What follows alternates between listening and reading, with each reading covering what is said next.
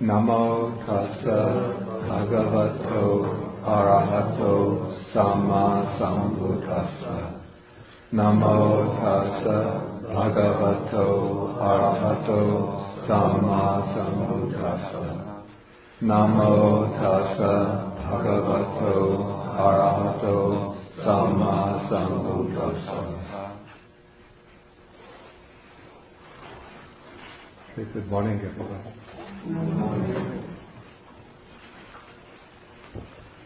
Okay, we have been studying in this book, in the Buddha's words, the chapter on mastering the mind.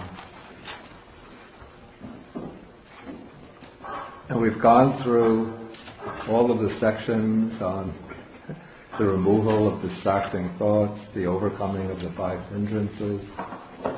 Okay, now we come to some sections that deal with the actual techniques or subjects of meditation. I already dealt to some extent with the meditation on loving kindness, so I'm going to skip over section 6 and come to section 7 on the 6 recollections. This is an important, or this deals with an important set of meditations which does not receive very much attention in the West, but is quite fundamental within the actual Buddhist practicing tradition. These meditations, the 6 recollections in Pali, is called the 6 Anusati.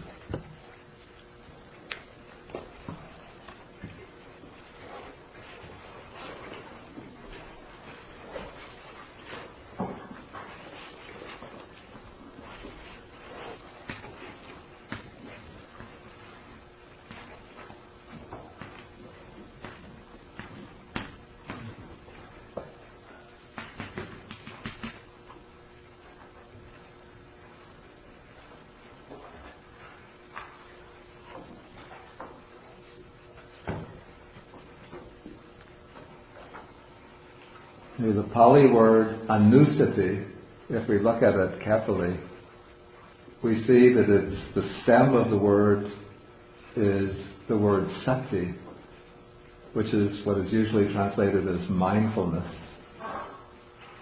And then the prefix anu gives the sense of repetition,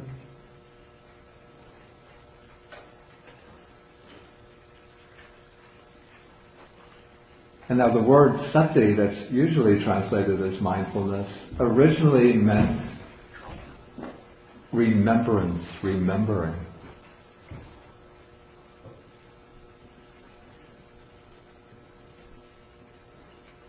And so the word anusati can have the sense of recollection.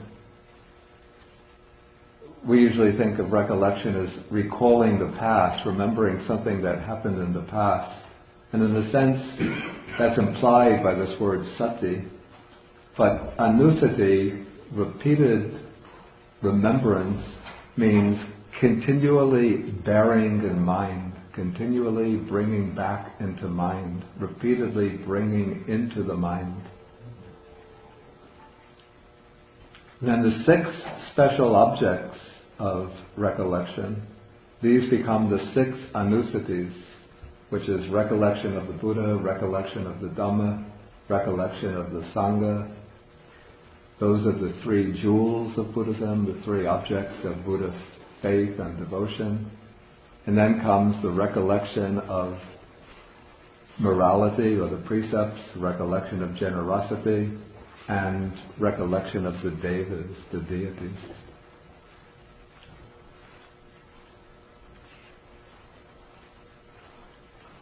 And now, in the sutta that we're taking, that I've included here, a member of the Sakyan clan, who's actually a cousin, maybe even a half, I think he's a cousin of the Buddha, his name is Mahanama. He comes to the Buddha, and then he asks, in what way does a noble disciple often dwell when he has arrived at the fruit and understood the teaching? Now this phrase here, it's very significant, the phrase, the expression, arrived at the fruit and understood the teaching.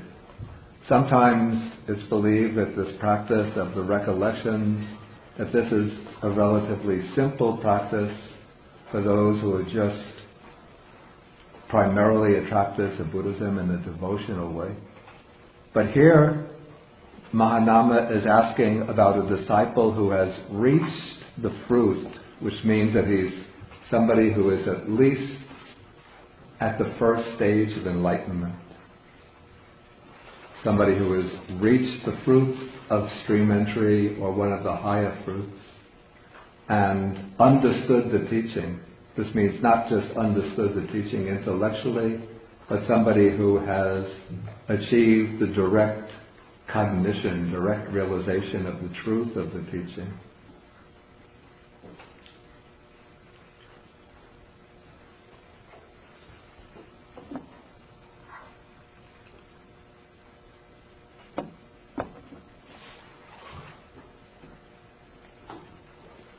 Okay, and then the Buddha explains to him,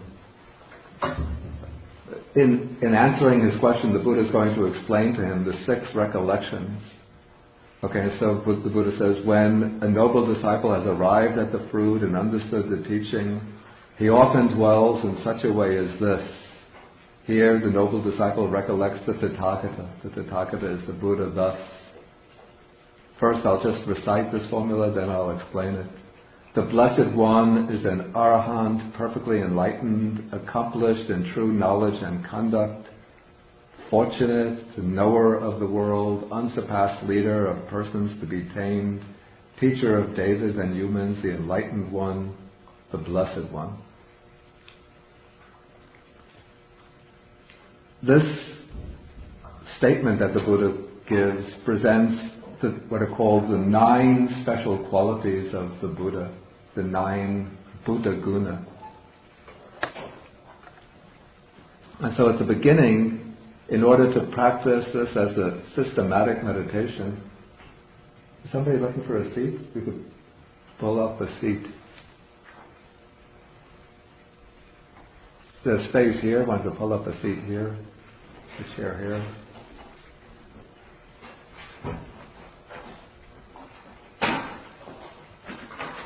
Okay, so in practicing this meditation, first, one has to become familiar with the meaning of the 9 qualities, the 9 Buddha Guna, or qualities of the Buddha. So we have the first of these is Arahant.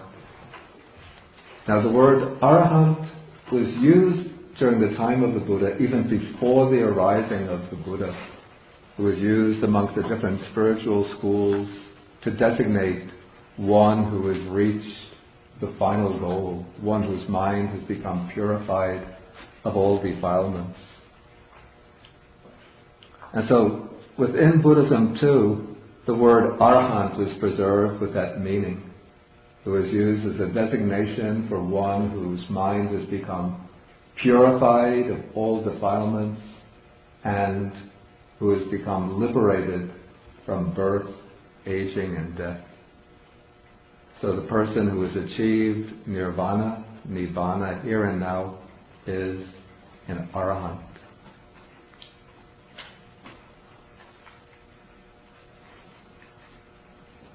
Now the quality of being Arahant is one that the Buddha shares with his disciples who achieve enlightenment through his guidance.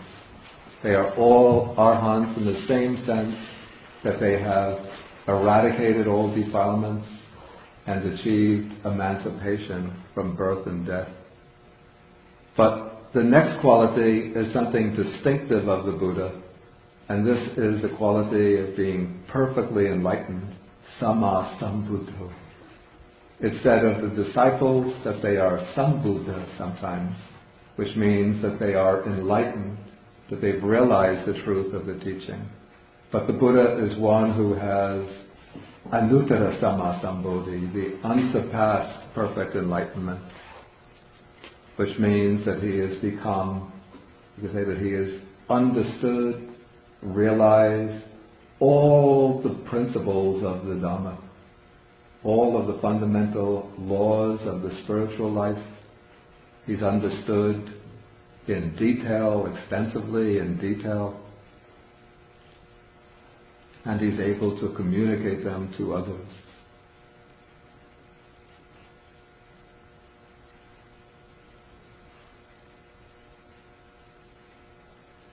In later Buddhist tradition, this quality of being perfectly enlightened comes to be equated with omniscience, having the knowledge of all phenomena. But in the early Buddhist teachings, there's no explicit, but let's say in the early canonical teachings, there's no explicit statement which ascribes omniscience to the Buddha. But it seems Buddhist tradition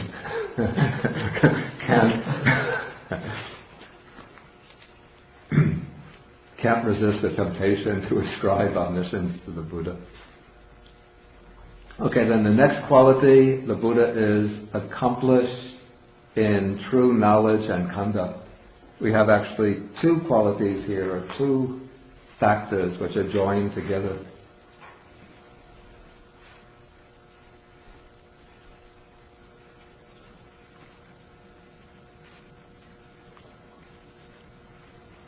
Yeah, these two factors are vijja and charana.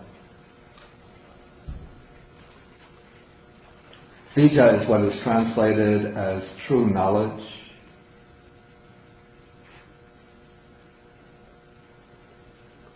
In Pali and in Sanskrit, we have many words for knowledge which are sometimes almost synonymous, sometimes there is just a slight difference in nuance between these words. But in the text we find this word vijja used with specific reference to certain types of knowledge. And so one particular class of knowledges, which is called vijja, is the three knowledges that the Buddha realized on the night of his enlightenment. This is the recollection of previous lives, his past existences, the divine eye with which he can see beings passing away and taking rebirth, and then the knowledge that leads to the destruction of the taints, the destruction of the defilements, the knowledge of the Four Noble Truths.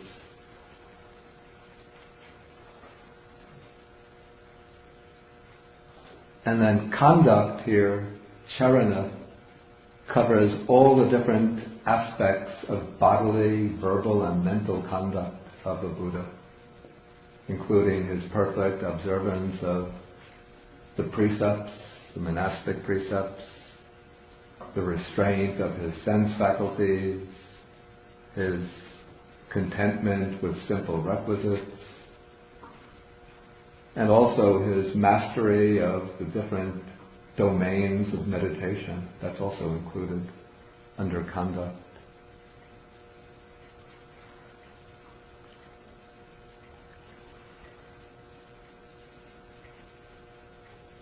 Okay, then we come to the next quality. It's a word difficult to translate very precisely into English.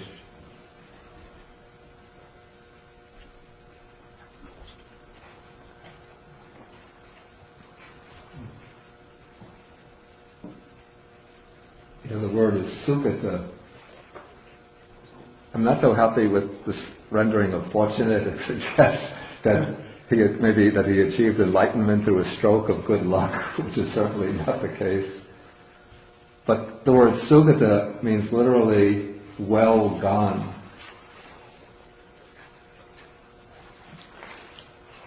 And so it's said that the Buddha is called sukhita in the sense that he is gone to the ultimate good, one who has attained the highest good, and one who has gone along the good path, the Noble Eightfold Path.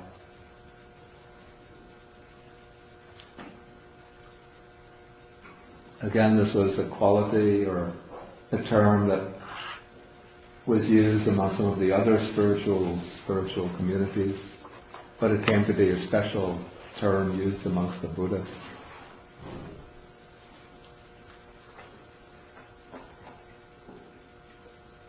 Okay, then the next quality, lokavidu, means knower of the world. And this is explained in three ways.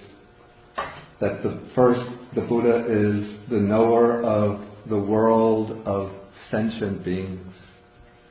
That through his superior vision, he's able to see all of the different realms of existence and to see all of the different beings in these realms of existence.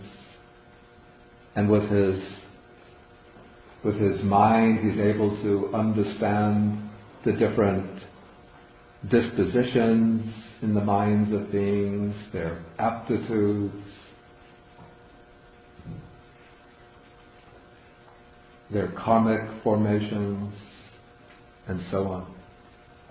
And so the Buddha is the knower of the world of sentient beings.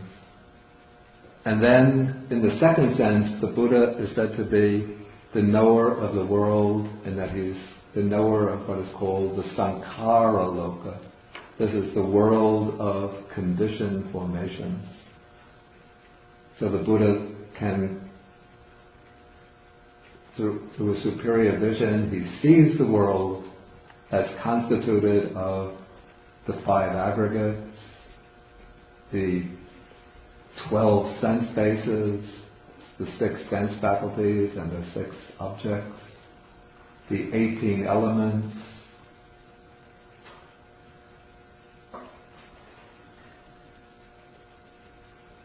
and he knows which of these formations belong to the sensual realm of existence, which formations belong to the realm of form, which formations belong to the formless realm.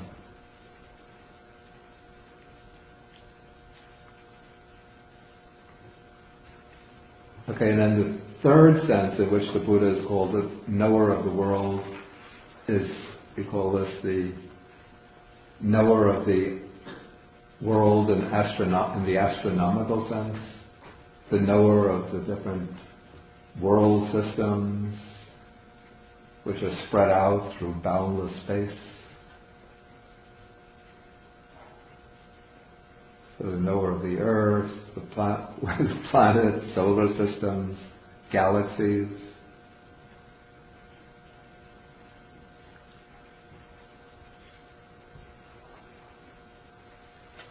Okay, now the way I understand this formula, these first 5 qualities that have been mentioned, arhat, perfectly enlightened, accomplished in true knowledge and conduct. Arhat, perfectly enlightened, accomplished in true knowledge and conduct, fortunate, knower of the world. These 5 qualities pertain primarily to the Buddha himself in his aspect of being one who is a master of knowledge and one who has achieved liberation.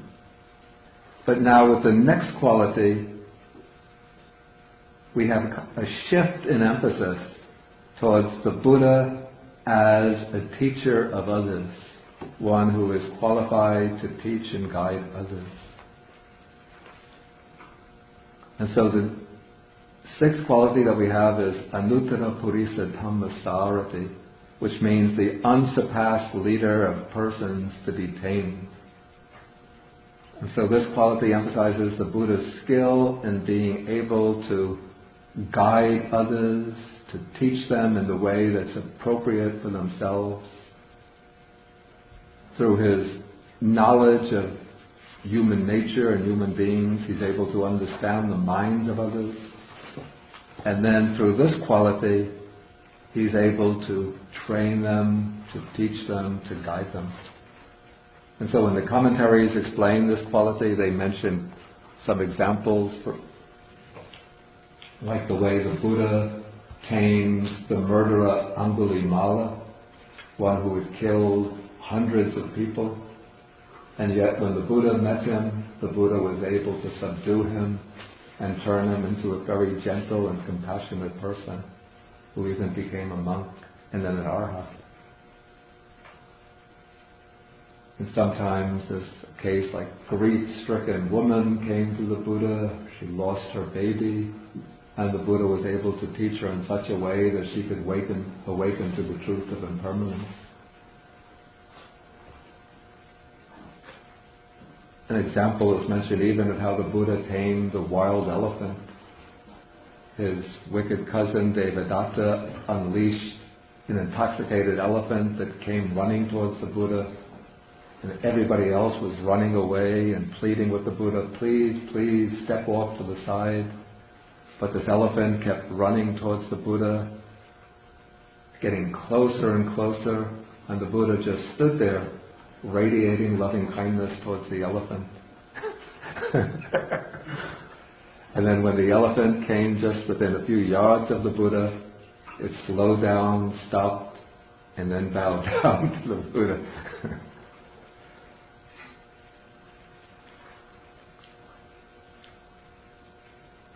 Okay, so this is how the Buddha is the unsurpassed leader of persons or beings to be tamed. Then he's the teacher of devas and humans.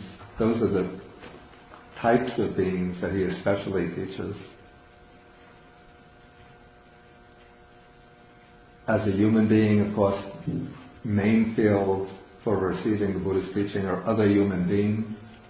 But the Buddha would also teach every night. The devas, deities, would come to the Buddha from the different heavenly realms and ask the Buddha for instruction, and the Buddha would give them guidance and teachings.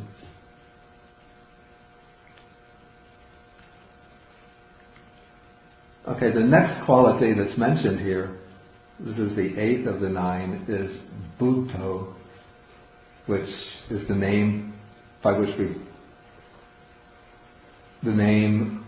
we best know the Buddha.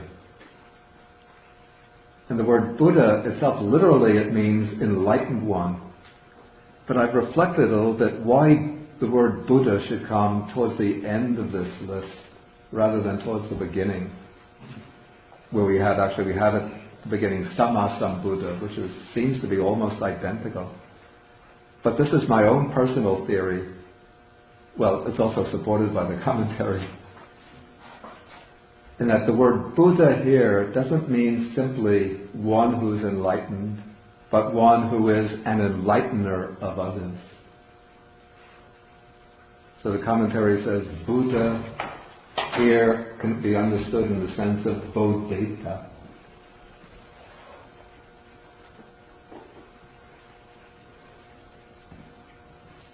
Bodhita is based on the causative form. Correct?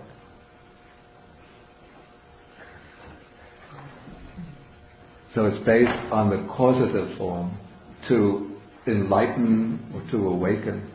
So Bodhita is one who enlightens others.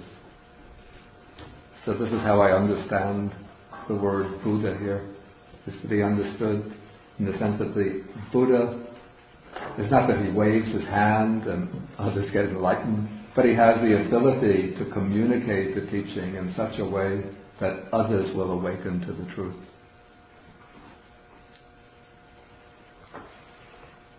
Okay, and then the 9th quality is Bhagava, which is what many people translate as the Blessed One. Bhagava is another one of those words that was used before the arising of the Buddha, and it comes to be applied to the person within any religious tradition that one regards as the supreme teacher. And so the followers of Hinduism refer to Krishna as Bhagava, and the followers of Jainism will refer to Mahavira as Bhagava, but the Buddhists refer to the Buddha as Bhagava. The word Bhagava, it has the sense of one who possesses all good, noble qualities. It doesn't suggest, as the word Blessed One might, that there is some divinity that confers blessings on the Buddha.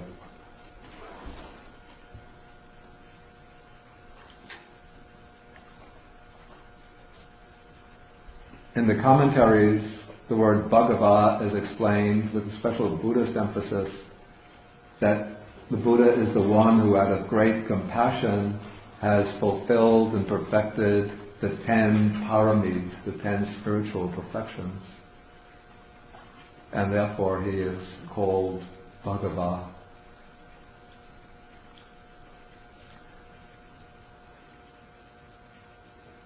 Okay, so in the practice of this recollection of the Buddha, first one has to become familiar with these 9 qualities. And one becomes familiar with them by knowing their meanings, studying their meanings. And for a detailed account of the meanings, you can look in the Visuddhimagga, chapter 7. But one also has to bear in mind that the Visuddhimagga explains these qualities from the standpoint of the developed Buddhist tradition, Theravada Buddhist tradition, which evolved over a period of several hundred years. So the meanings explained in the Visuddhimagga are not necessarily in complete agreement with the most ancient meanings of these words. But as one goes through these qualities within one's mind again and again, then they come to life. When one just reads them in a book, they're somewhat flat and colorless.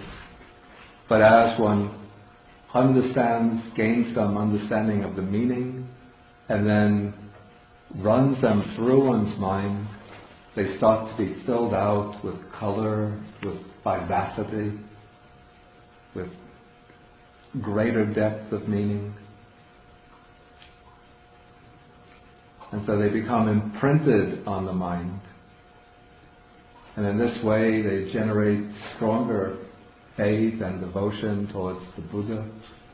And then the mind starts to settle down.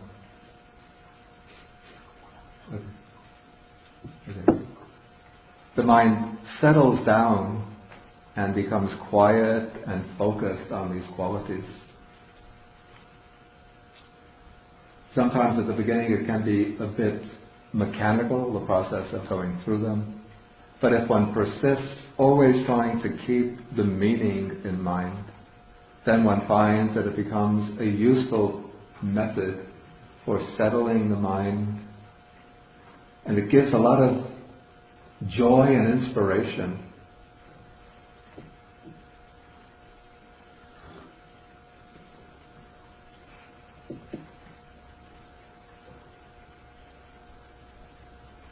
Now, the way I personally suggest doing this meditation, at the beginning, to take all 9 qualities and go through each of them, pausing, could be for a little time, half a minute or so on each one, half a minute, just holding it in the mind till you become familiar with it, till you get what you might call the taste of that quality. You pick up the flavor of it until it resonates in the mind. Then move on to the next quality until you come to the end, when you come to the end, to Bhagava, the Blessed One. Then go back to the beginning with Arahant, perfectly enlightened one, accomplished in true knowledge and conduct and so on. And then again go to the end. And keep on going over and over all 9 qualities. Now after you do this for some time, could be, let's say a few weeks, if you do it even 15, 20 minutes a day for a few weeks. Certain qualities will stand out as more meaningful, richer. Others will be more difficult to get a grip on. And so what you then do, at the beginning, just go through all 9 qualities at the beginning of the session. Then you pick just 3 qualities that are more prominent, that stand out more prominently. and just run through those three qualities over and over and over. So the ones, not that I want to prejudice your mode of practice, but for example, one might choose Bhagava Arahang Sama Sambuddha, the Blessed One, the worthy, the worthy one, the Arhat, the perfectly enlightened one. And then just run through those three qualities for some time. Maybe a couple of weeks focusing on the three qualities. Then after you have done the three qualities for some time, then just choose, out of those three qualities, one will stand out as more prominent. Select that one quality and focus on the one quality. So it could be, for some it could be Arahang, for some it can be Bhagava, the Blessed One, for some it could be Buddho, some might like a longer designation, unsurpassed leader of persons to be tamed. It doesn't matter, but one just chooses whichever one is most prominent, and one focuses on that quality. So normally, once you choose the one quality in a session of meditation, you begin one time going through all 9 qualities, then reduce the focus to 3 qualities, a few minutes going over 3 qualities, then just choose the one quality that is more prominent and remain with that quality through the session.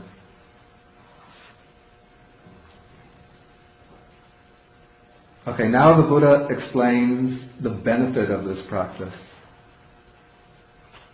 When a noble disciple recollects the Tathagata thus, on that occasion his mind is not obsessed by lust, hatred, or delusion. When one has the Buddha in mind as the meditation object, then lust, hatred, delusion don't have a chance to arise and dominate the mind. And to help one focus on the Buddha as the object of meditation, one can use the Buddha image, some picture or statue of the Buddha that you find especially beautiful, inspiring, uplifting. And then as you are recollecting the quality of the Buddha, the qualities of the Buddha, you keep lightly in the mind that image, but don't feel compelled to try to visualize that image in detail. This mode of practice, it's not like, for example, in Tibetan Buddhism, where they try to do very detailed visualizations of the Buddha. You have to see the 12 petals of the lotus flower on which he's sitting. You have to see the hands in detail, the arms in detail, the facial features in detail. Not like that. Just enough to have some sense of the presence of the Buddha in front of you. And you, with that lightly visualized image of the Buddha, the focus of the mind should be on the qualities of the Buddha, represented by these designations. And then as you are doing this, recollecting the Buddha over and over, then lust, hatred, delusion, and other defilements don't get the chance to run over the mind. If thoughts of lust, thoughts of hatred arise, one just, again, keeps the mind on the Buddha, and those thoughts will be dispelled. Okay, so in this way the Buddha says, the mind is straight, clear, honest, upright, with the Tathagata, the Buddha, as its object.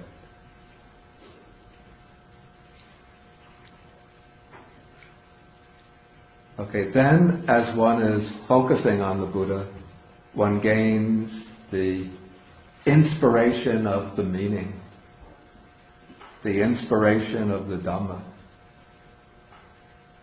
and one gains gladness connected with the Dhamma. Okay, now this indicates the benefit that starts to occur through this meditation, that it gives an inspiration about the goal of the teaching, because one is now focused on the Buddha who represents the goal. One is inspired by the Dhamma because one is looking to the Buddha as the teacher of the Dhamma. And then the mind starts to become glad or joyful. And then when the mind becomes joyful, as this joy deepens and becomes stronger, it turns into rapture, a very, very powerful delight. Because now the mind is clearing up, is gaining this open space free from greed, hatred and delusion. And so now this deep wellspring of joy starts to flow into the mind. And this joy turns into rapture, and this rapture becomes uplifting.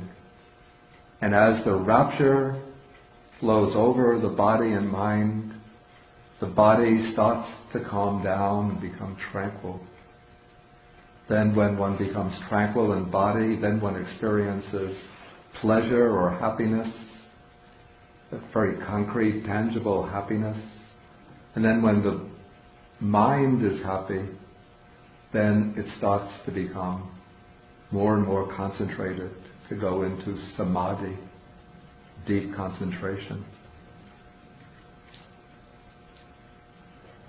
Okay, so then the Buddha says, this is called a noble disciple who dwells evenly amidst an uneven or unrighteous population, who dwells without affliction amidst an afflicted population, who has entered upon the stream of the Dhamma and develops recollection of the Buddha.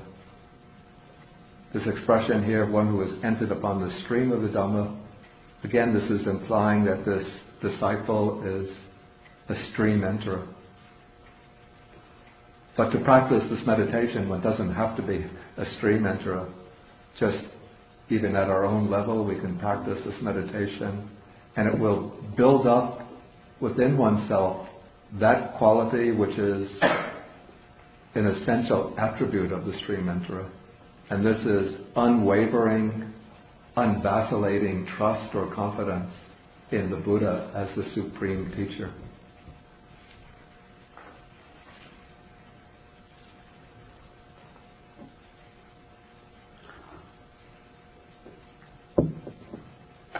Okay, maybe before I go further, I'll ask whether there's any questions.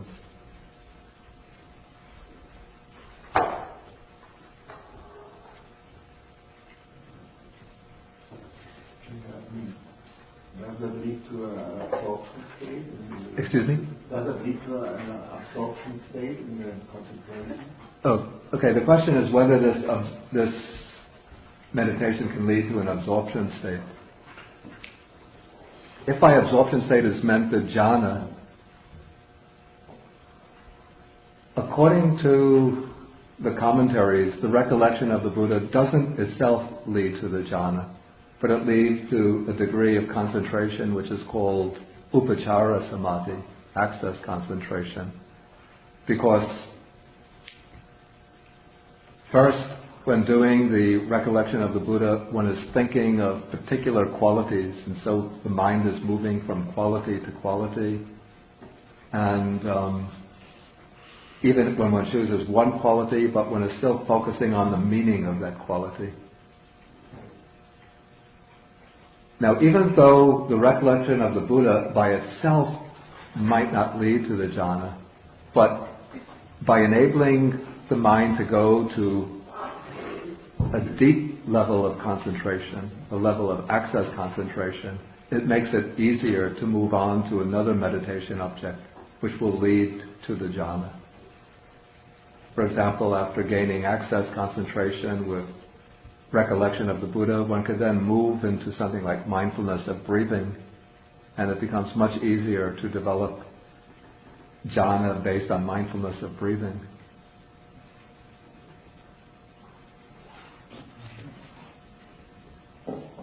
Did you have a question? Okay, please.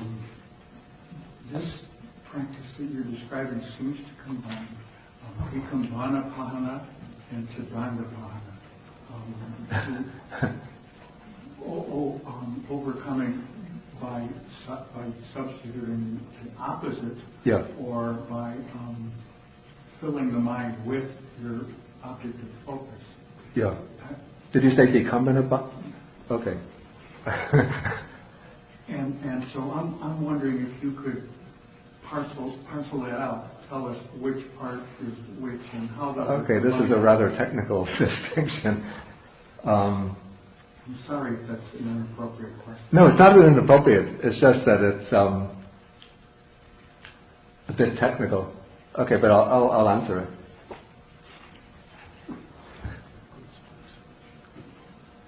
Okay, he's referring to a distinction that's made in commentaries. It's an important and interesting distinction between different ways in which defilements are eliminated. One is called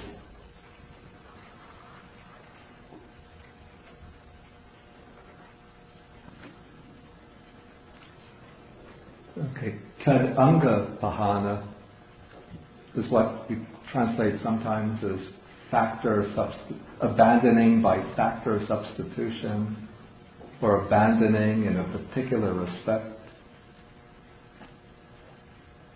So this is, what is meant by this term is the elimination of defilements through developing a quality which is specifically opposed to that defilement. So for example, if I'm getting angry, or somebody is provoking me to get angry, then I develop loving kindness towards that person just on the spur of the moment. And then I eliminate that anger through this development of loving kindness. Or if the mind is becoming lustful, then I will reflect on the nature of the body as being made up of these different unattractive components, and then that directly opposes the sensual lust.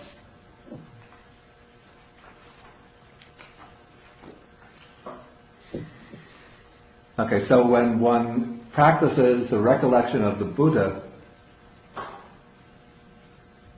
this recollection is not opposed to a particular defilement, but because the qualities of the Buddha are very sublime, lofty, inspiring, they drive out lust, hatred, and delusion, so that thoughts of lust, hatred, and delusion don't have the chance to arise. So in this way you could say that recollection of the Buddha is functioning in the mode of Tadanga Pahana. You're taking a wholesome object and using it to eliminate unwholesome qualities of mind. Then what's called Vikambana Pahana, this means abandoning or eliminating defilements by suppression. And this is what takes place most distinctly in the jhana.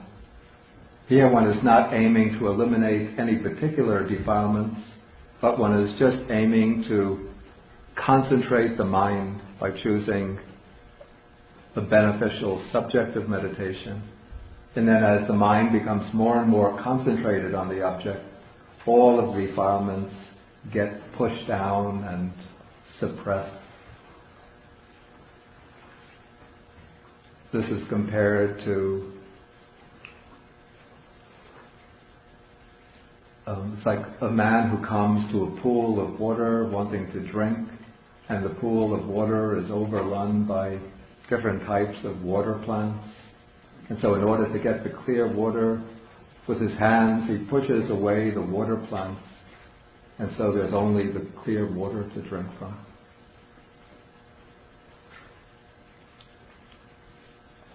Okay, so when one practices the recollection of the Buddha, at the beginning, what is operative is the kind of tad-anga bhana, turning the attention to the qualities of the Buddha, to the image of the Buddha.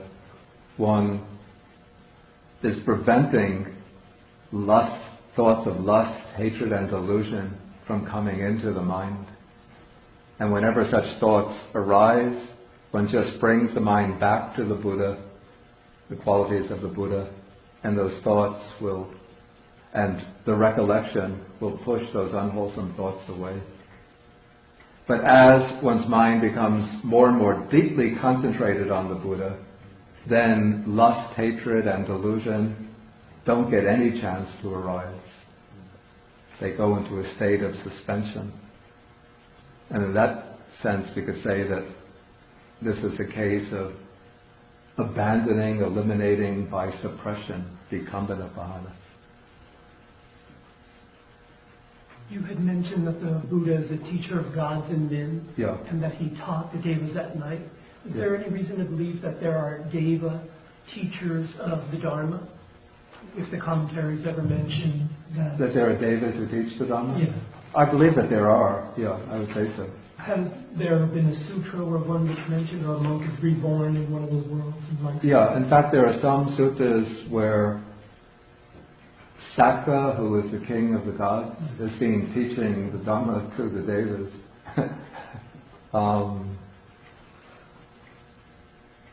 And then I think that there's a sutta which mentions that this is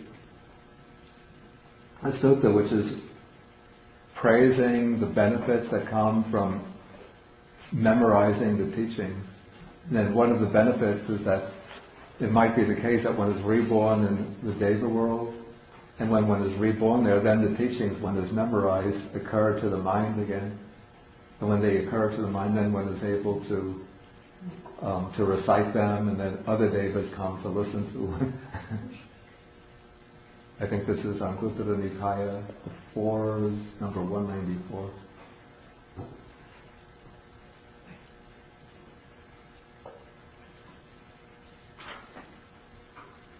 Yes, please. I was just curious, is there any etymological relation between Sugata and the words in the Heart Sutta, Gata? Okay, whether there's an etymological relationship between the word Sugata and the words in the Hot Sutra, at the end of the Hot Sutra, Gate, Gate. The word Gate that's used there is the same past participle that occurs in Sugata. The past participle is Gata, which is based on the verb gachati, to go. So it means gone. So Sugata is well gone. And then the closing mantra or dharani at the end of the Hot Sutra, the word Gate also means gone. In that case, paragati, gone to the far shore.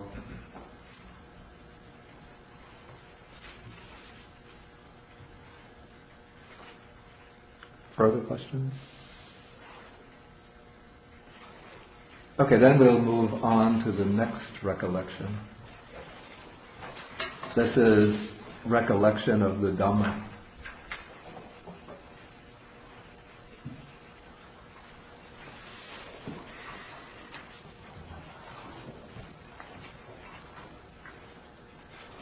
Okay, so under the recollection of the Buddha we have 9 qualities. Under the recollection of the Dhamma we have 6 qualities are mentioned.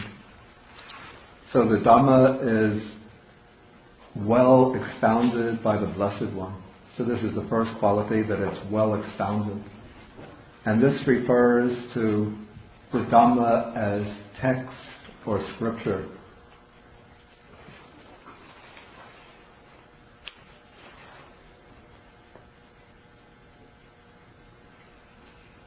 Then the following 5 qualities refer to the Dhamma as the object of realization. Sometimes we have a distinction made in the text between 2 senses of the word Dhamma.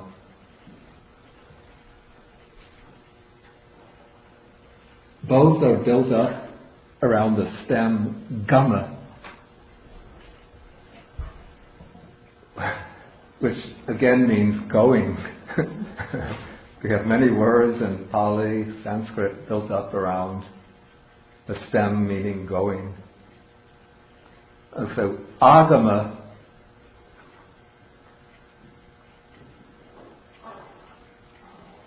means what has come down. When you have the prefix a, it reverses the direction of the movement from going to coming. So agama is what has come down. We might call this heritage, the tradition. And technically then it refers to the collection of discourses spoken by the Buddha. So this is one sense of Dhamma. The other sense is adhigama. Adhigama is what one finds or discovers. So this is the Dhamma, we could say, as object of realization. The Dhamma as the truth to be realized. And Dhamma as the experience of realization, the experience of discovery.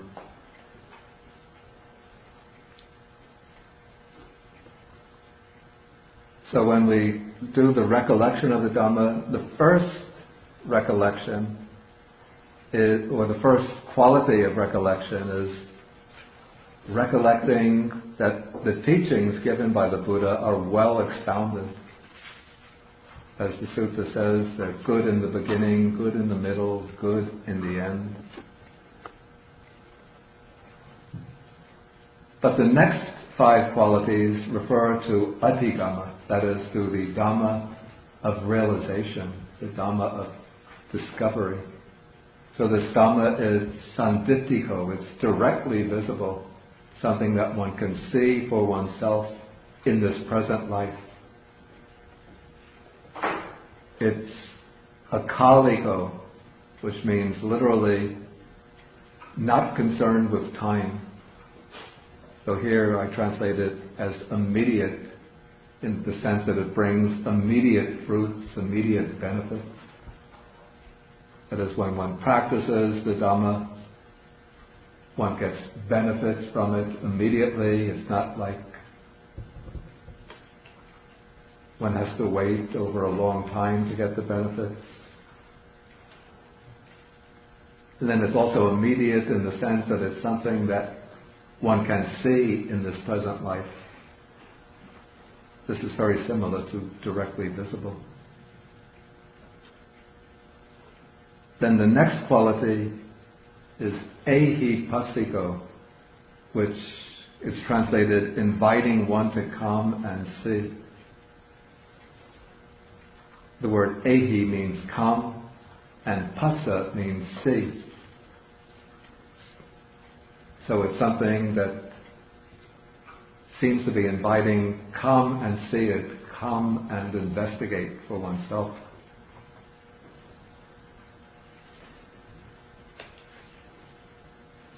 In other words, the Dhamma is open to investigation. And then as one investigates, practices, then one sees the truth of the teaching.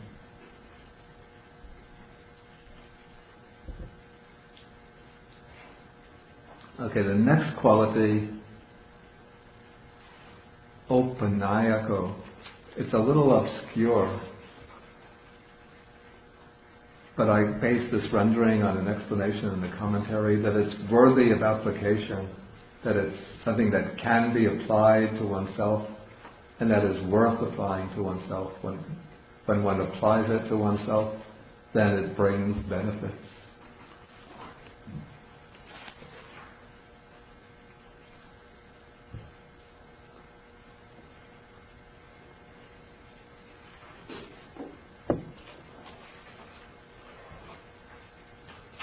Okay, and then the last one is paccakang veditabo vinyuhi. It's something to be personally experienced, personally understood, personally realized by the wise.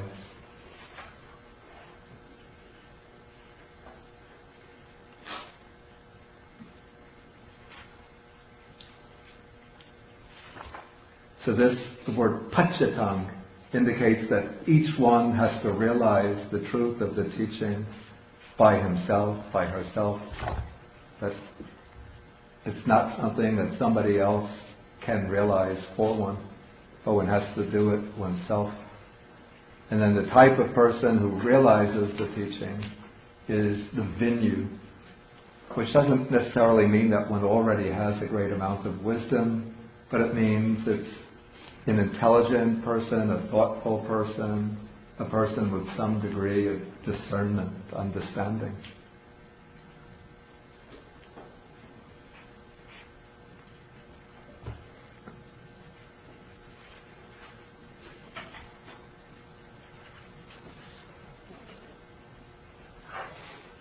Okay, so these are the 6 qualities that come under recollection of the Dhamma.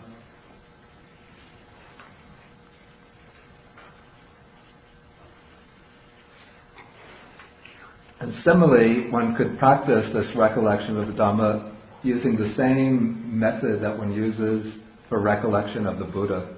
That is, one begins with 6 qualities, all 6 qualities. One can then narrow them down to 3. And then of the 3 qualities, choose one which stands out most distinctly and choose that one quality. But I should mention that the 6 recollections that are given here, the one which is most popular and most widely used in Buddhist countries is the recollection of the Buddha. You were nodding your head when I said the one that's most commonly used. I would be thinking the recollection of the Dharma. That's what I thought. They say the Buddha's the Dharma, so. Yeah. I think maybe Western intellectuals who come to Buddhism think the Dhamma will be most widely used. But in fact, in Buddhist countries, the most prominent, tone of Buddhist practice is devotional. And the most readily accessible object of devotion is the Buddha, because one tends to experience devotion towards another human being. And so we have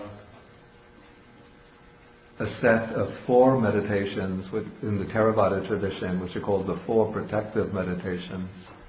Buddhanusati, Metacha, Subha Maranasati. So the first is recollection of the Buddha, then comes loving kindness, then comes the mindfulness of the body, the unattractive nature of the body, and then the mindfulness of death.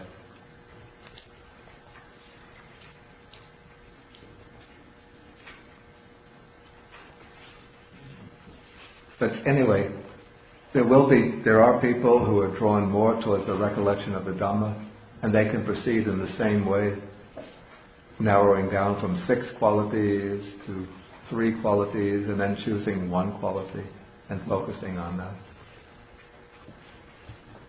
And then the rest, the procedure that follows, it's the same as in recollection of the Buddha.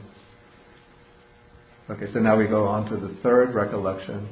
This is recollection of the Sangha. And what is meant by the word Sangha here? Now, in ordinary usage, Buddhist usage, the word Sangha, in a traditional Buddhist country, the word Sangha refers to the monastic order, to those who have received the formal monastic ordination. But what is meant here by the Sangha as the 3rd jewel, the 3rd object of recollection, is not the monastic Sangha, but what is called the Savaka Sangha. This is the community, the spiritual community of all those who have achieved penetration of the truth of the Dhamma. In other words, those from the stage of stream entry, or actually the path of stream entry, upwards. I will explain these different groups as we go through the formula.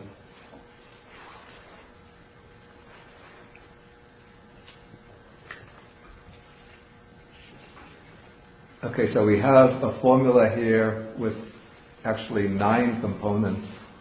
So it said the Sangha of the Blessed One's disciples is practicing the good way, Supatipanno, practicing the straight way, Ujjupatipanno, practicing the true way, the proper way, practicing the true way, Nyayapatipanno, practicing the proper way, Samicipatipanno.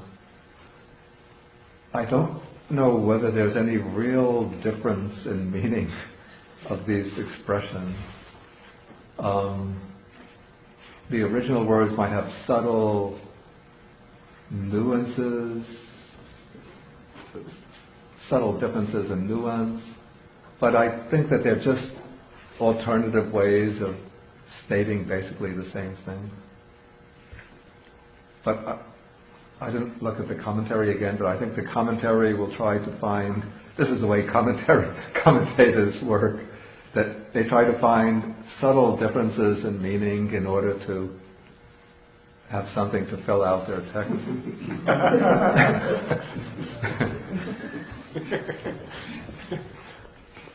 I sometimes say the way to become a commentator is to give elaborate explanations, but to leave a few points unclear.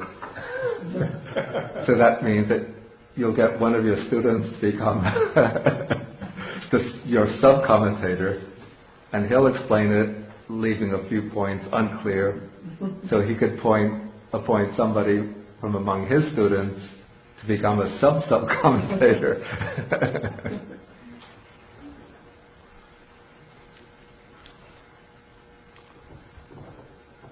So we first have these 4 ways of describing the Sangha, and then we have the mention of what is meant here by the Sangha of the Blessed One's disciples. They are the 4 pairs of persons, or the 8 types of individuals. So who are these 4 pairs of persons? They are the stream enterer and the person on the way to stream entry. The once returner, the person on the way to once returning. The non-returner and the person on the way to non-returning. And the arhat and the person on the way to arhatship. First, the stream enterer. This is the person at the first stage of enlightenment, the one who has penetrated the truth of the Dhamma, and by penetrating the truth of the Dhamma is assured of taking only at most 7 more rebirths, either in the celestial worlds or in the human world.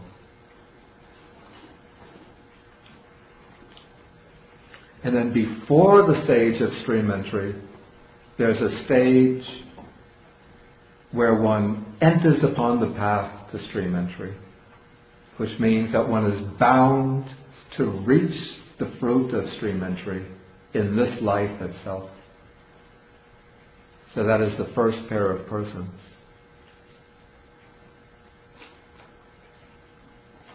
Okay, then the second stage of liberation, the stage of enlightenment, is the stage of the once returner.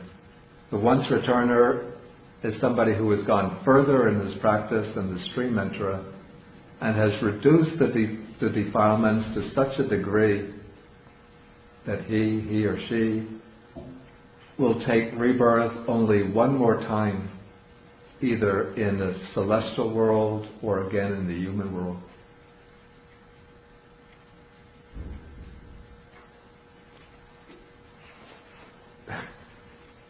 I smile because I remember the commentaries explain the once returner in a way which means that he might actually come back 2 more times. That is, if he takes rebirth in the heavenly world, he might come back to the human world. If he takes rebirth in the human world, he might take rebirth in the heavenly world and then achieve final liberation from there. And I think there's also a possibility.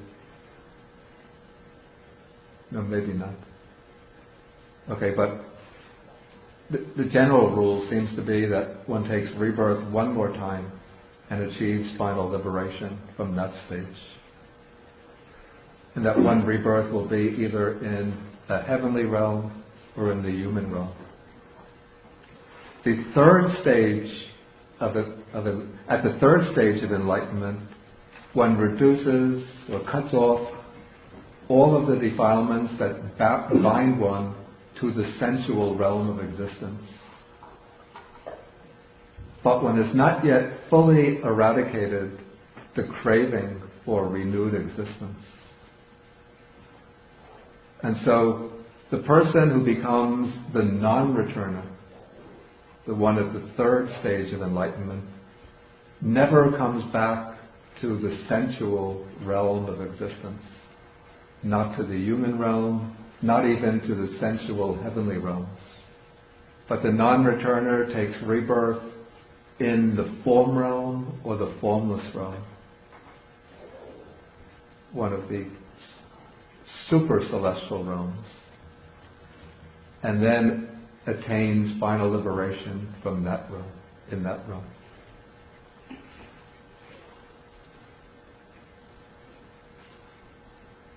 And then there comes a certain stage, as one is practicing, where one enters the path to non-returning. So that one is bound to reach the stage of non-returning within that life. So this is the third pair. And then the person at the fourth stage of enlightenment is the Arahant. That is the person who has eradicated all of the fetters, all of the defilements, and will no longer take rebirth anywhere. Someone who is completely free from the cycle of rebirths.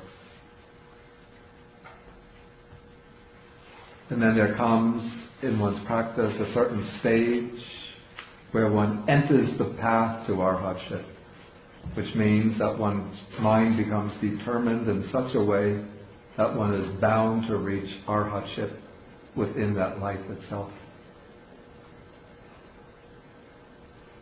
So that is the fourth pair. So these are the four pairs of persons. And the four pairs make 8 individuals, 8 types of individuals. So those are the individuals who constitute the Buddha's Savaka Sangha, the community of noble ones, the noble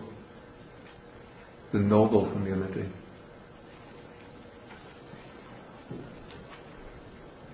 And then it said that the Sangha of the Blessed One's disciples is worthy of gifts, worthy of hospitality. I remember when I was in Sri Lanka, somebody had written this as worthy of hospitalization.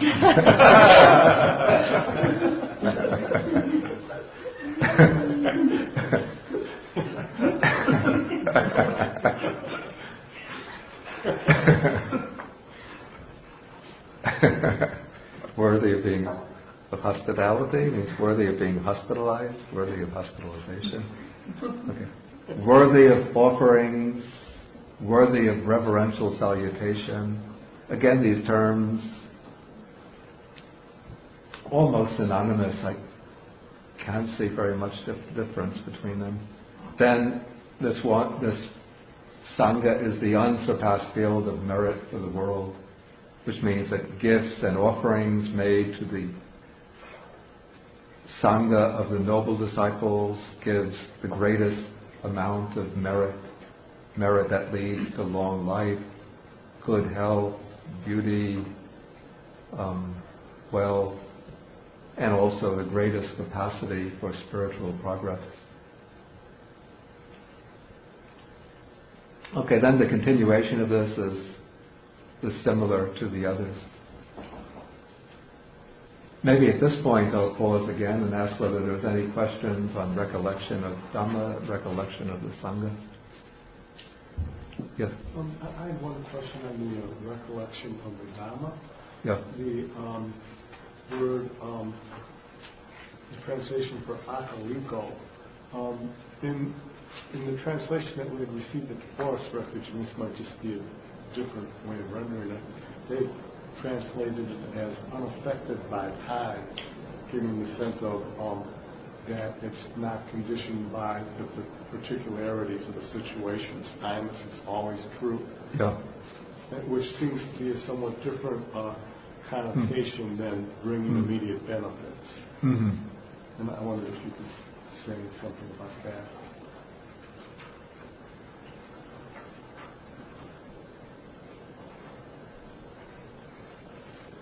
I think I've looked into this meaning of akaliko pretty carefully to see the way it's used and the sense that I get. I'm trying to think of my grounds for justifying this. But I think I've seen this contrasted with teachings that are said to be a matter of time and that one has to wait for some time to get the benefit. I see. In order to justify my explanation, I would have to go back. To justify my translation, I'd have to go back and start searching for passages. I don't have them immediately in mind. I mean, I don't know either way. I'm just, I don't know where they got their translation from either. But I'm just mentioning that, that as a beginner, that's what I got used to. And it's fine. I mean, if it clicks with you, then just continue to use it. They're both good. Yeah. Who are these people that are entered into the path of stream entry? I would have thought it was just one thought moment away to Okay. happen. Yeah. Okay, this is an interesting question because I didn't bring this matter up because it's a rather technical matter.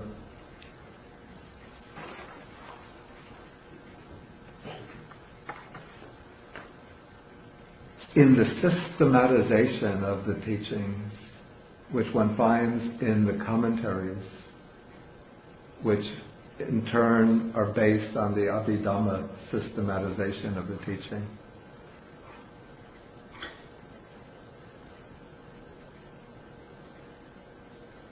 the path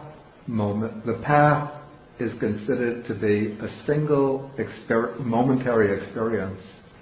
It's an experience, kind of breakthrough experience that takes place at a single thought moment.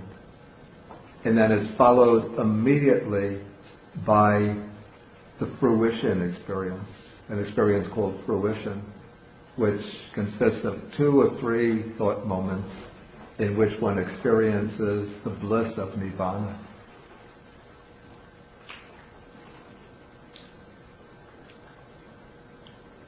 And so within the Abhidhamma commentarial system, one speaks about the moment,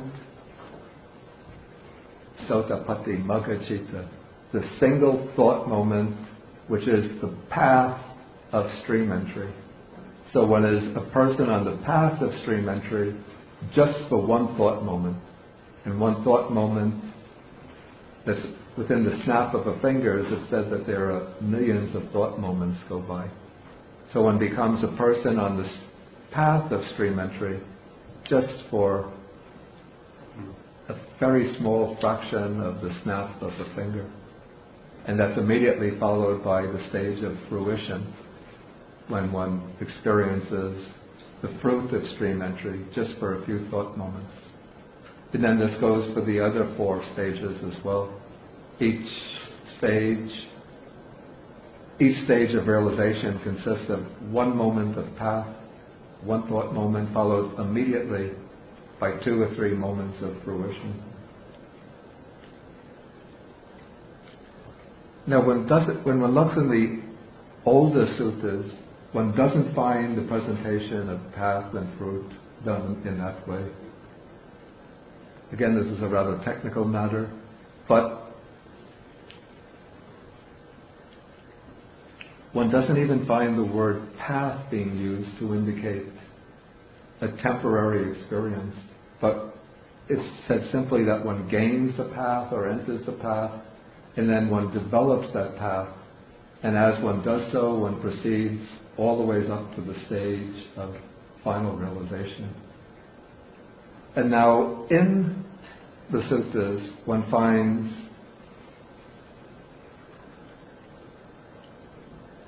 some passages, for example, where a householder is saying that he makes offerings to a person who's an arhat, he makes offerings to a person who's a non-returner, he makes offerings to a person who's a once returner, he makes offerings to somebody who is a stream enterer, and he makes offerings to somebody who is on the path to stream entry. Now, if the path was just a single thought moment like that, it wouldn't be possible for somebody to make offerings to somebody who is just on the path to stream entry for less time than the snap of a finger. But is there a distinction how someone would know, I'd like to think I'm on the path to stream entry, even if it takes 99 more years?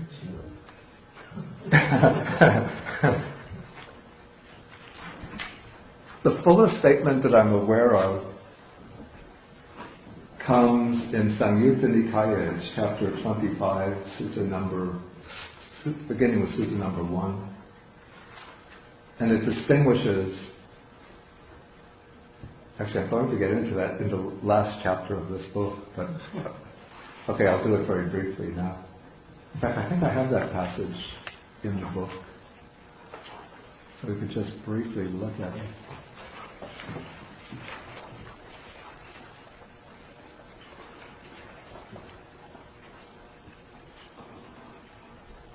Yeah, it's on page 393.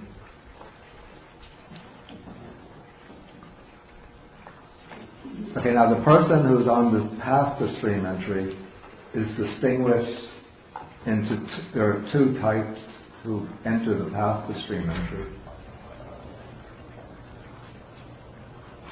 They are distinguished as, one is called the faith follower, the other is called the Dhamma follower. I'll write the Pali words on the board.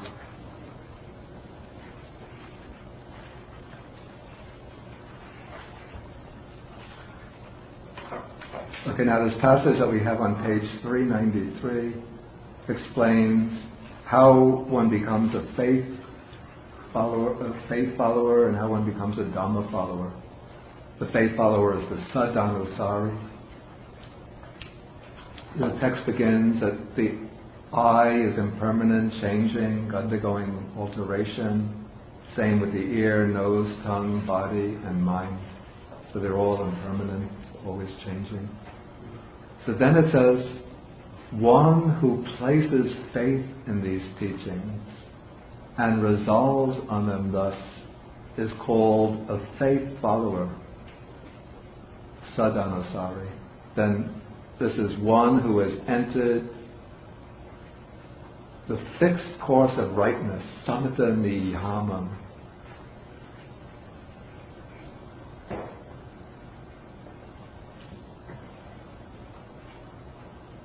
Which means that the fixed course of rightness means that this person has entered upon the truly noble eightfold path.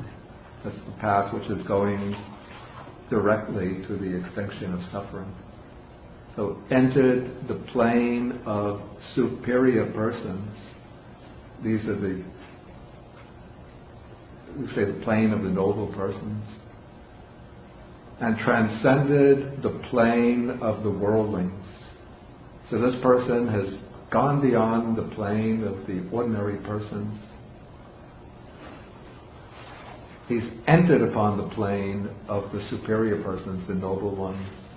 Then it said, he is incapable of doing any deed by reason of which he might be reborn in hell, in the animal realm, or in the domain of the afflicted spirits. It's sometimes translated the hungry ghosts. So this person cannot be reborn in the three bad realms.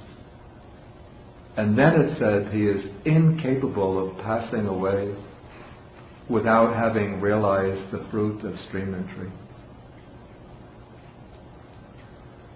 So this is the sutta teaching, is that the fruit has to be realized within the same life, but it doesn't say that going to realize the fruit immediately in the next thought moment. So when the commentary comes to a passage like this, then it has to explain it in a roundabout way. Okay, so this is the faith follower. And I think when it says that the mark of this person is that he places faith in these teachings and resolves on them, thus, it doesn't mean that, the way I understand it, it doesn't mean that the person just hears these teachings and then accepts them out of faith and then goes about his everyday life in an ordinary way. The way I understand it is that these teachings, they have to be realized with insight, with wisdom. But what motivates this person, the driving force in this person's spiritual life, is faith in, say, the Buddha as the teacher, faith in the Dhamma as the true teaching. And it's that faith that motivates the person to practice and to develop mindfulness, concentration, wisdom, to the degree that he can penetrate this truth of the impermanence of the six senses.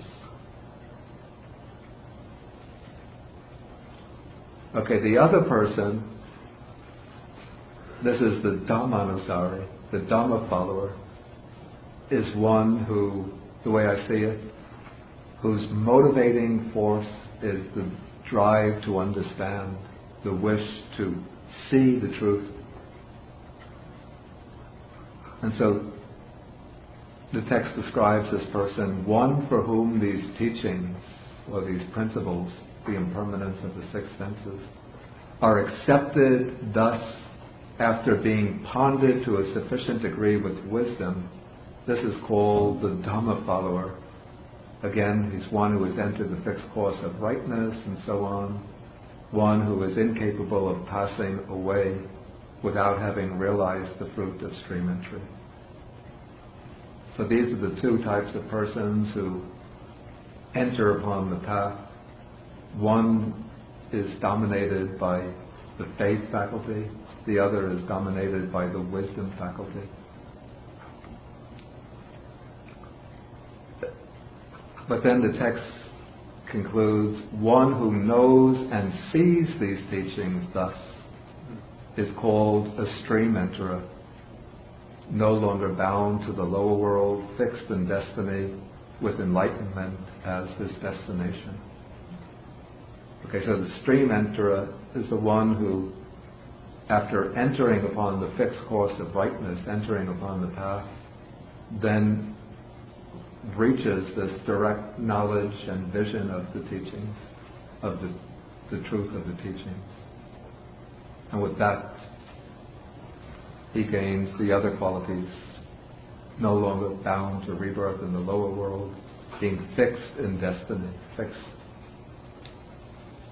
with bound to reach full enlightenment.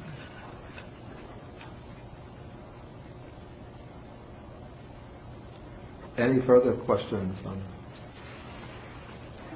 When I think about the four different pairs, if I sort of look at it in reverse order, it would seem that the stream enterer, after I guess 6 rebirths, would become a once returner. And so the once returner, when he returned, would he not at that point also become one who is on his way to arahantship?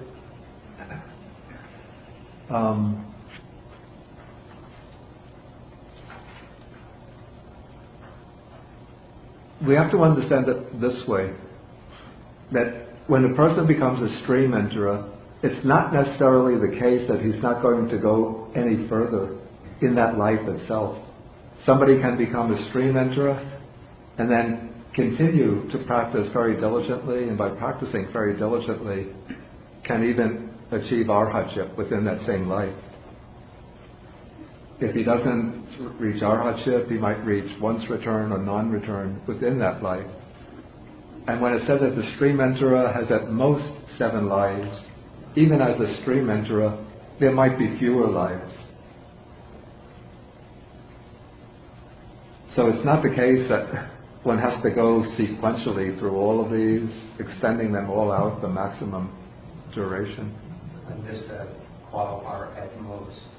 Yeah, maybe I didn't. Maybe I. Oh, I don't know, you may well have. I think I would have said it. Probably did. Yeah. And then also then on the once returner, he has just to rid himself of all of the remaining defilements. The once Is that returner. right? The once returner.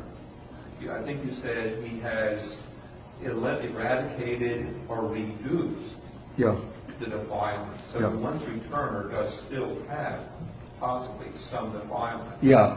At this point, I haven't yet discussed, I didn't want to bring in the question of which defilements are eliminated at which stage. Then I won't have anything to teach when we come to it. But if you want to see, I think I included a table. Did I include a table in this?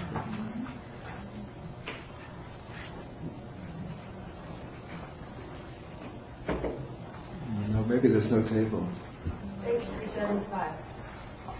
335. Right, it's in the entry. 375. Right, my memory did not, it was correct. Yeah, if you want to see which defilements are eliminated at which stage, it's shown in the table on page 375.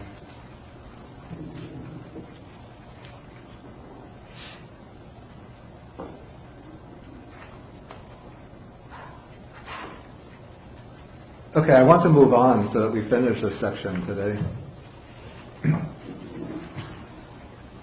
So we come now to the fourth recollection. This is the recollection of one's own moral discipline.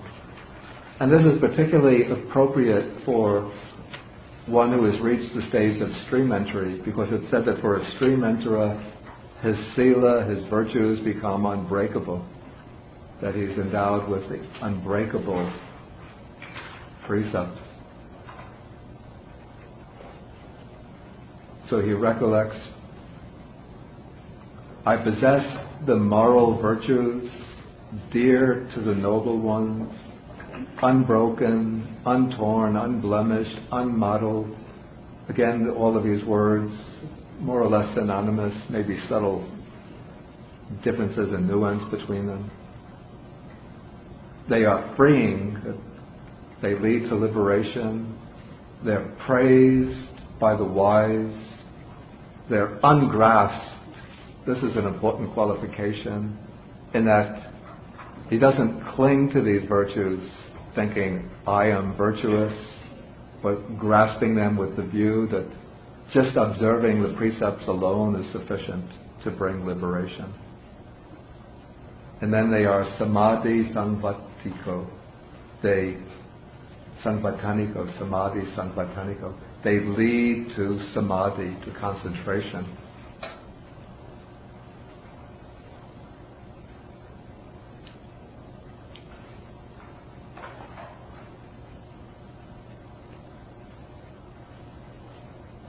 So this recollection is recommended especially for the noble disciple because he possesses these virtues, so he observes these virtues so strongly that he won't break them or violate them. But even if one is not a noble disciple, one could do this recollection of the precepts, just recollecting the precepts that one has taken, and if one is observing them perfectly, observing them diligently, then one can rejoice in these precepts, thinking, for example, that I undertake the precept of not destroying life so that I don't kill any other living being, that I don't inflict harm on any other living being, that I observe the precept not stealing so I don't take anything that belongs to others. I observe the precept of abstaining from sexual misconduct so I don't succumb to temptation to violate or disrupt the relationships of others. I observe the precept of abstaining from false speech so whatever I communicate will be true and reliable. And when one reflects in this way on one's precepts, then it gives a joy and delight to the mind, because one knows that one's conduct is pure and clear. And then as one continues to dwell on the precepts in this way, then this joy and delight lead step by step to samadhi, to concentration. The fifth recollection is the recollection of generosity. And this is recommended, of course, particularly for the lay disciples, since they are the ones who make the offerings that support the Sangha. So the lay disciple recollects, it is a gain for me, it is well gained by me, or it is fortunate for me, that in a population obsessed by the stain of stinginess or miserliness, I dwell at home with a mind devoid of the stain of stinginess, freely generous, open-handed, delighting in relinquishment, one devoted to charity, delighting in giving and sharing. And this recollection had special meaning within the context of the Buddha's own time, since all of the different monastic communities and ascetic communities depended upon donations from the lay community for their material support. Whether it was the Buddhist monks, the Jain ascetics, the Ajivakas, any of the other spiritual communities, they would all live lives of mendicant wandering. So they would travel from town to town, village to village, and each day they would go amongst the houses to the lay community with their alms bowl to receive offerings of food, sometimes medicines. And thus it became, we call this a mutually beneficial relationship developed between lay people, the householders, and the monastic communities, whereby the lay people would provide the monastics with their material requisites, and monastics would provide lay people with teachings of the Dhamma. It could be teachings of the shared Dhamma, that basically all of the spiritual communities shared in common, teachings, generally teachings like karma and its fruit, the blessings of generosity, certain common ethical observances. Or in the case of the Buddhist monks, Buddhist nuns, they would teach the teachings specific to the Buddha. And so for this reason, the Buddha praised generosity as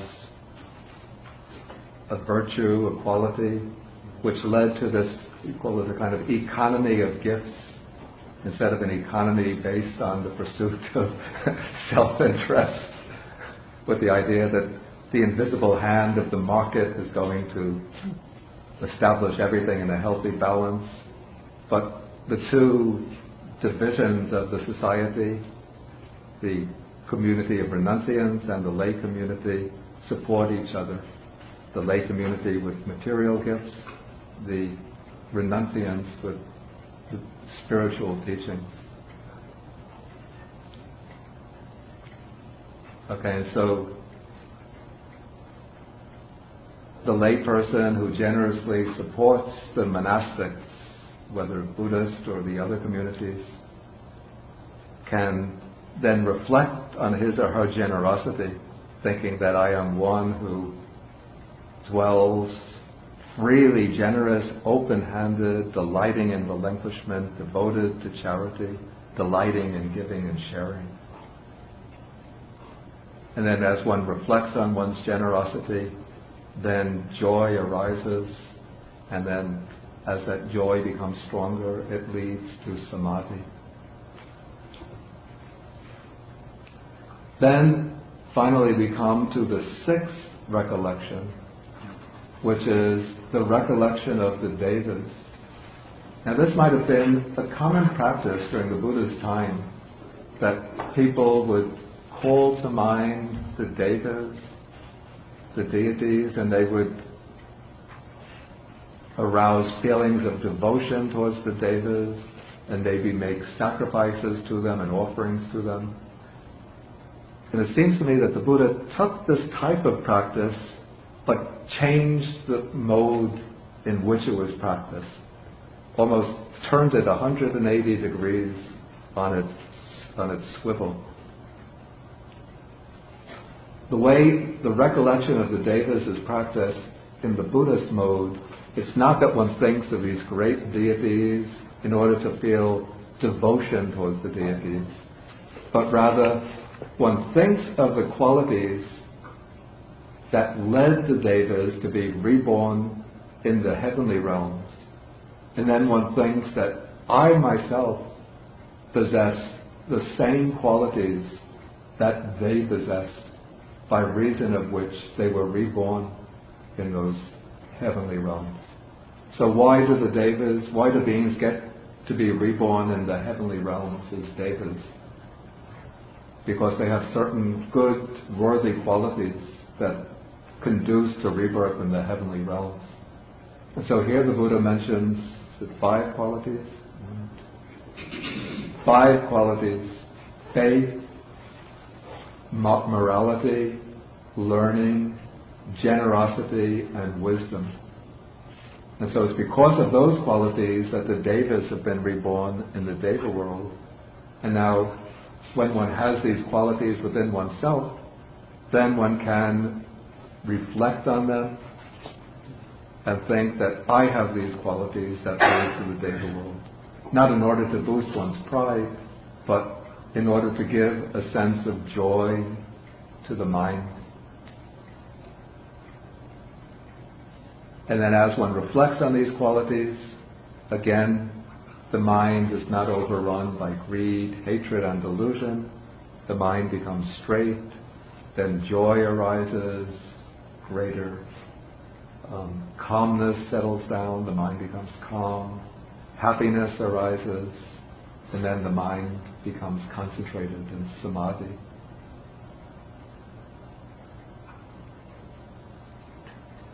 And so then the Buddha concludes and says, a noble disciple who has arrived at the fruit and understood the teaching often dwells in just this way.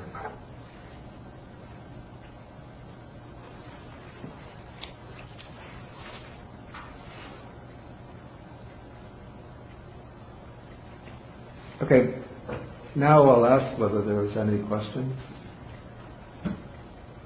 Yes? One thing you said that one who has accomplished stream entry, they are firmly established in the precepts, Right. in the morals. So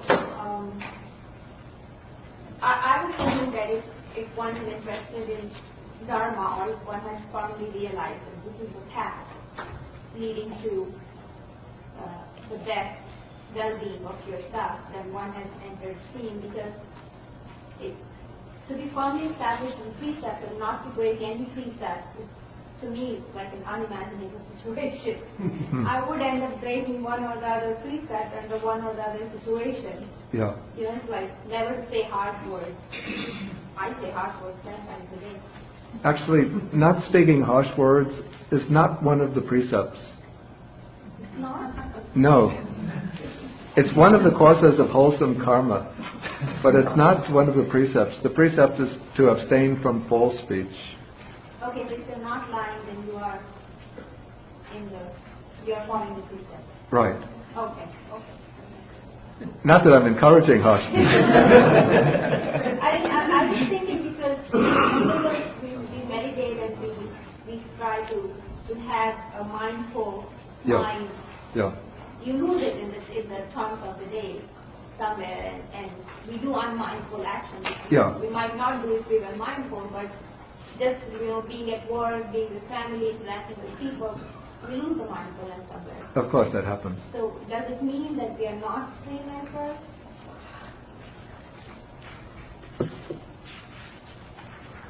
Well, attaining stream entry is a special attainment. Okay.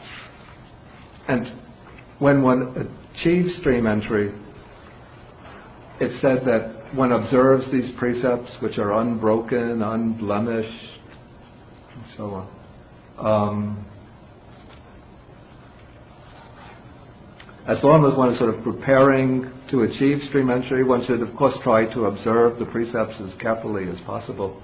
Naturally, through our human weakness, there could come times where we might infringe on the precepts in a small, maybe to a small degree, but one should certainly try to avoid the grosser infractions of the precepts. And as one becomes more mindful, then one could also be more scrupulous in one's observance, even of the minor infractions of the precepts. Okay, so stream entry is something that you attain being on the path, and it's not just the belief that this is the path and this is what we Right. do. It's not just that one, Okay. when one decides that one is going to follow the Buddha's Dhamma, that one is automatically a stream enterer. Okay, thank you for that.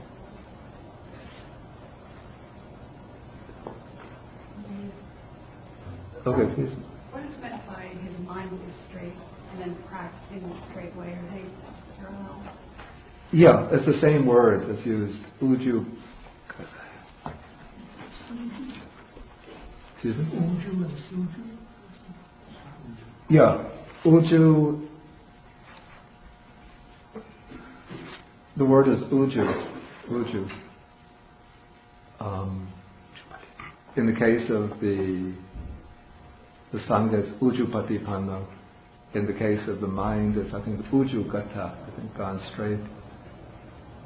It suggests what I would call a sense of righteousness, of being, maybe a sense of integrity, of being straight in one's conduct, having one's conduct agree with one's words agree with one's conduct.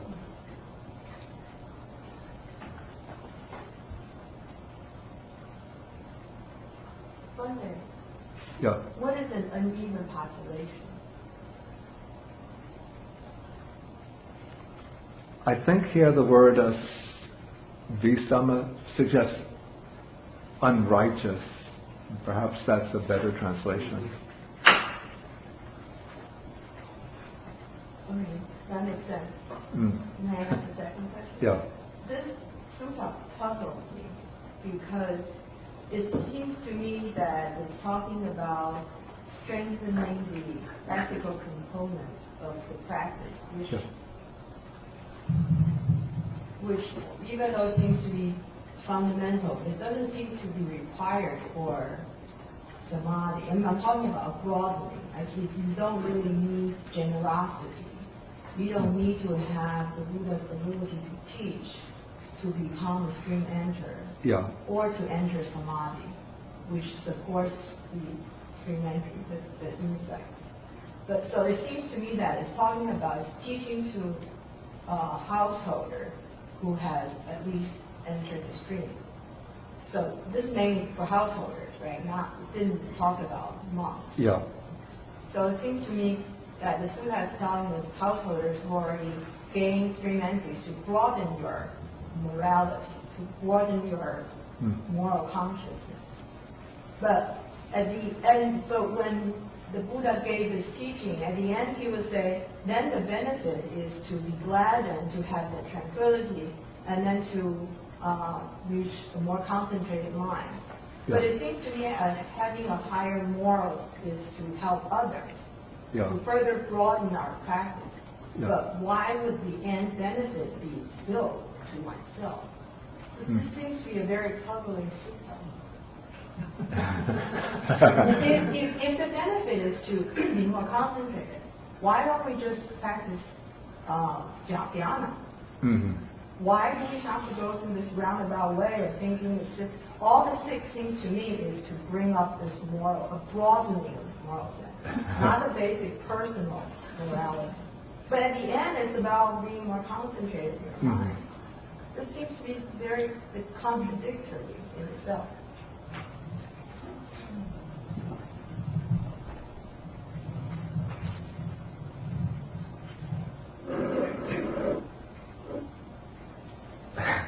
Okay.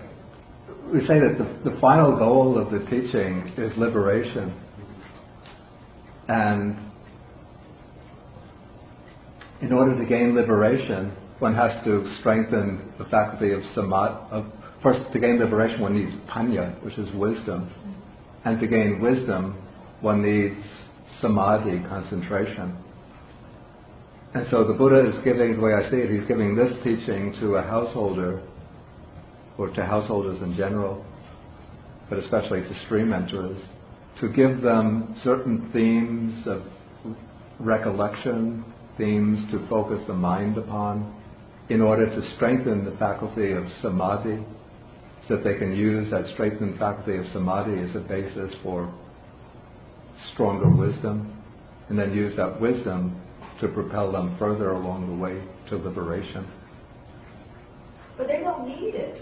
According to the rest of the teaching, this is unnecessary. There's only one phrase I think it makes sense. That is to have an even mind among the even population, a mind of even population among uneven population. That makes sense to me, because then it becomes the pillar of society. When the population is immoral, we bring morality. That's the only phrase that makes sense to me as the end goal. Everything else seems to be achievable through all the other, seems to be better, straightforward practice of dhyana. And inside we're focusing on impermanence, the aggregates, the sense bases. Seems to be much more straightforward for the end game than this method.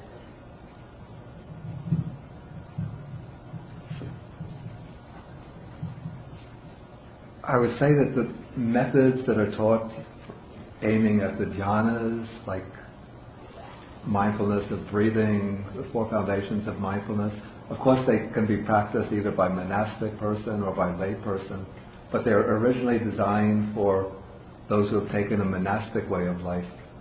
Now with these practices, the Buddha is taking certain qualities which would be more natural towards the householder life. Devotion, especially using like devotion towards the Buddha, Dhamma, and Sangha, and then recollection on one's observance of precepts, generosity, the devas. So these are qualities that are more, say, congenial more congenial for a householder to use as a basis. Let's say these are qualities which are more familiar and more congenial to a householder. And now the Buddha is taking these qualities and showing how they can be used as a basis for strengthening samadhi and then going on from samadhi to wisdom and liberation. Right, to a non-stream, to a worldling, this makes sense. But to a noble disciple, why bother? Well, because the noble disciple already has unshakable confidence in the Buddha, Dhamma, and Sangha, and already has this flawless observance of the precepts. And the noble disciple also is inclined to generosity. And so the noble disciple has these qualities, but without guidance like this will not be using them, will not know how to use them as a basis for strengthening the samadhi. But the instructions here give the practical advice on how to channel these, to take up these qualities and then channel them in a direction leading to stronger samadhi.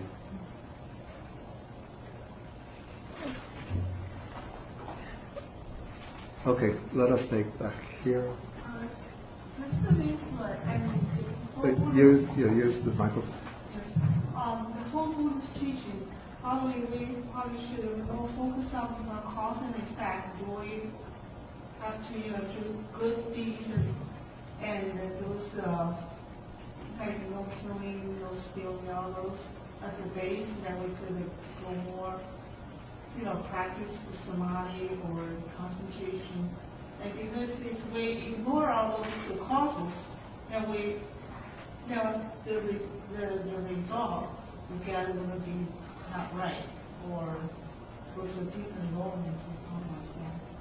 Yeah, this is a point that I've made earlier, that the practice, in fact, we discussed this in the chapter on the gradual teaching, that the teaching builds up in stages. So one begins with the ethical teachings, and develops these teachings like generosity, observance of the precepts, and then that provides the basis for developing the more inward qualities of samadhi and wisdom. Okay, I'll take one more question now, and then we'll adjourn for the lunch, and then come back at 12 o'clock. Is it an oversimplification to say what you're speaking of? It's almost like you have a cook and you have a waiter, the cook being the monastic and the waiter being the householder. Both have their jobs to do, and it's a very efficient system to work together to deliver a better quality for all sentient beings, all of us, including the cook, including the waiter. And by working together, it's actually a more efficient system than just saying, why bother? The householder can attempt to mimic what the cook is doing, and the cook can attempt to be the waiter at the same time. Is that completely off and oversimplified, or? I mean, it seems like a highly cooperative rapport. Yeah, I think that's a good analogy. You've warned me that similes are.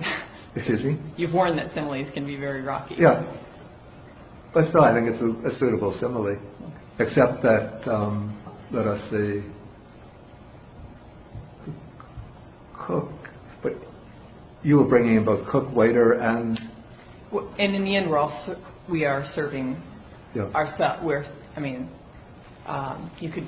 I don't want to. The serving is also for the cook and the waiter, but also, if you wanted, for all sentient beings. So things that are not part of the. That's not the teaching here, though. It's not teaching about for the good of all sentient beings. It's about for gladdening ourselves, get tranquility, and more focused mind. Never said anything about for the good of all sentient beings. Then I guess the simile is if there's only a cook and only a waiter, it's still a very efficient. That's serving. Only waiter. But also don't forget this. Then the waiter is still serving themselves best. This isn't a comprehensive account of the Buddha's teachings, but it's a teaching which is just given for a specific purpose under particular conditions, which is explaining how a disciple who has arrived at the Buddha and understood the teaching often dwells, and this is explaining how such a disciple dwells, but it also is giving, you call it prescriptive advice on methods that one can use for developing samadhi.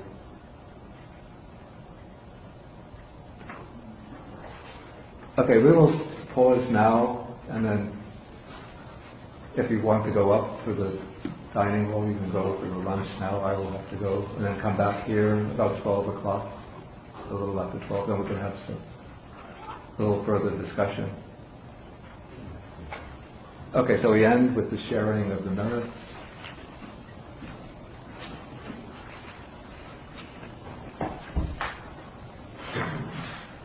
Share the merits of our teachings, the devas, the deities, the nagas, the dragon spirits, the Buddhas, the fear spirits, asking them to rejoice in the merits and protect the world, protect the Dharma, and protect ourselves and others. Akasata Chumata Deva Naga Hidika Punyantang Anumodika Chiran Rakantu Sasana Akasata Chumata Deva Naga Hidika Punyantang Anumodika Chiran Rakantu Desanam Akasata Chumata Deva Naga Hidika Punyantang Anumodika Chiran Rakantu Manparam Etavata Chakam Hehi Sampadam Punya Sampadam Sarve Devanumodantu Sabba Sampati Siddhya. The shorter way. Sabbe Bhutanumodantu Sabba Sampati Siddhya. Sabbe Sattanumodantu Sabba Sampati Siddhya.